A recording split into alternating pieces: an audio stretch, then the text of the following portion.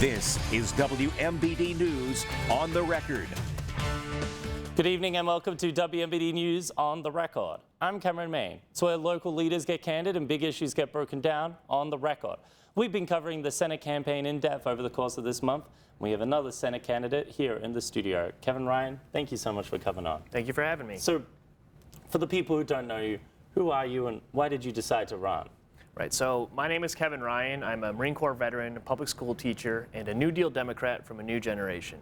And I'm running because our government does not work for us. It works for the 1% that funds 80% of all campaigns. If we want our government to work for us, if we want universal health care, universal child care, fully funded public education, we need to take money out of politics, and that's what this campaign is all about.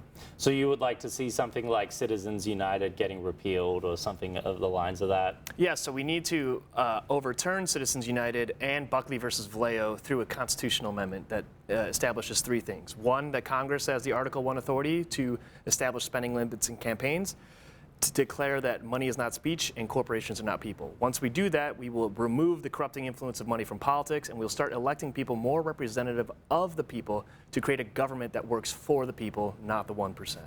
Right, okay. And talk to me more about of your decision to run. What were some of the things that stood out to you that made you think, like, I need to fix this? Well, it was Donald Trump's re-election. I think the Democratic Party reached a critical failure by allowing Donald Trump to return to the White House. And so we have to peel back all the layers of how did we get here. And I believe the reason we got here is because of the unlimited role of money in politics. The Democrats in 2024 outspent the Trump campaign by $500 million, and yet they still lost. So Democrats are really good at fundraising, but they're bad at winning. And so we need to rechange this entire system. That's why I'm running a different style of campaign that rejects the donor class and focuses on voters, focuses on the working class. Right, okay, and talk to me more about that campaign strategy, because you were telling me a little bit earlier about it.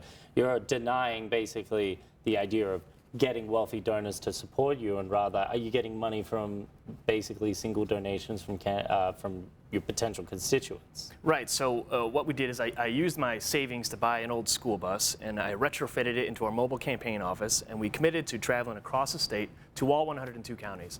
We've been to 101. Stark County will be our last county, but we visit counties multiple times. And at Stark County, there is no Democratic Party, so we're going to form one. And that's going to be our final county. And so as we go to these places, I bring a hat with me. In fact, it's a New Deal hat from one of FDR's campaigns, a straw hat. And we literally pass it around at Democratic Central Committee meetings, at Union Hall meetings, and people throw in some money there. We also put up links on our social media for people to donate there. So it's a truly grassroots campaign. But we don't make money our aim. We use money when we need it. Right? We use money to pay our staff, to fuel the bus, but we raise as we go. We don't raise to show that we're a viable candidate because we're trying to redefine political viability away from the money model. Right, so do you have any plans to have any TV ads or anything in the lines of that? No, we will not be using TV ads because TV ads are that's the reason money plays such a role, because candidates spend all this money to buy very expensive TV ads. In fact, there's one candidate in this race who we've already seen his ads on TV. He has so much money and he's buying so many ads that he's artificially inflating the price of media so that other candidates, not only in this race, but other statewide races, can't even buy the media because he's willing to pay any price. So no, we are not going for the traditional TV ad method. Instead, we're focusing on social media and in-person campaigning. And I'm happy to say we've reached over 7 million people through our social media without spending $1 on advertising. And I did not come into this campaign as an influencer. I'm just a regular millennial with a couple hundred followers when this whole thing started. And talk to me, kind of, there are, as you mentioned, there are some front runners already in this race that are very well established and have a lot of money.